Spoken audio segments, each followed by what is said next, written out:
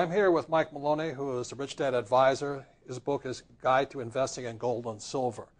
And again, we're talking about the unfair advantage of financial education gives you, infinite returns, how to print your own money.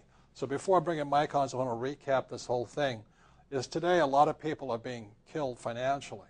But if you're strong with financial education, you're pretty doing well. The thing I like about business is you have many tax advantages on your side. The second, with real estate, we use debt to get rich. Okay.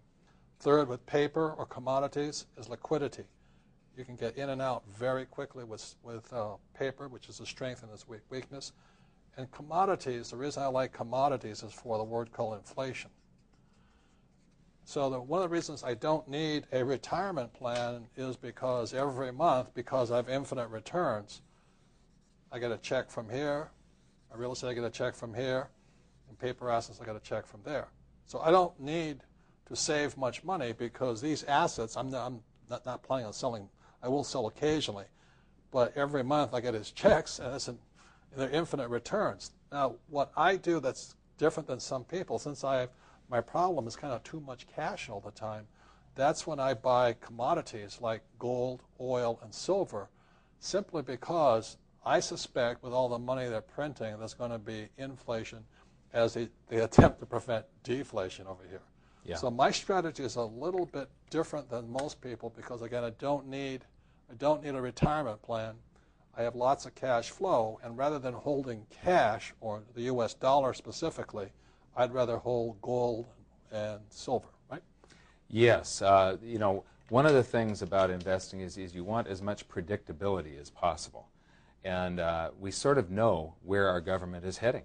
You know what Ben Bernanke is going to do. You know what the Obama administration is going to do. They've already made it very clear. They're going to try and save the economy at the expense of the dollar. They are willing to sacrifice the dollar. Yeah, it's what is called is a weak dollar or weak currency policy. The weaker our dollar gets, then the Japanese have to weaken the yen, and the Europeans have to weaken the euro, and the British have to weaken the pound, because the weaker dollar exports more, if you understand that. So it punishes the people in America with a weak dollar because that causes inflation. Yes. Because the dollar can't buy as much. Correct. One of the things that's going on right now, we're creating currency at an amazing rate. Every central bank in the world, for the first time, is printing. Yes. They have to. They have to. If they don't keep up with the printing that the U.S. government is doing, their exports to the United States stop, and their economies slow. Yes. So every time we print, they print. And it's even the Swiss. I was having a drink at the bar in New York 2 nights ago, and I won't mention the name of the bank, name of the person, but he's way up there.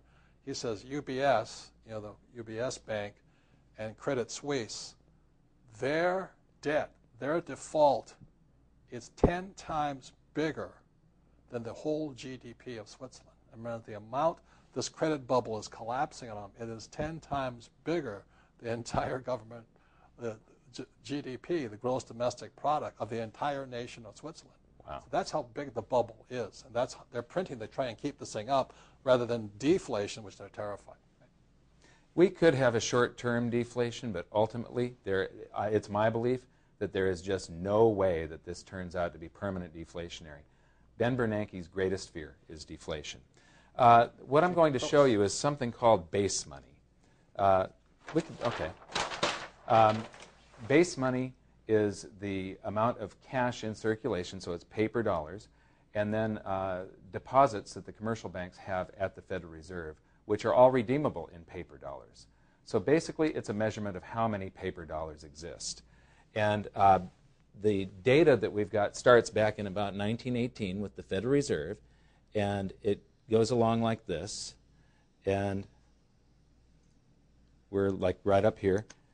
Then the value of so this is the value of all the paper dollars that exist, the total value.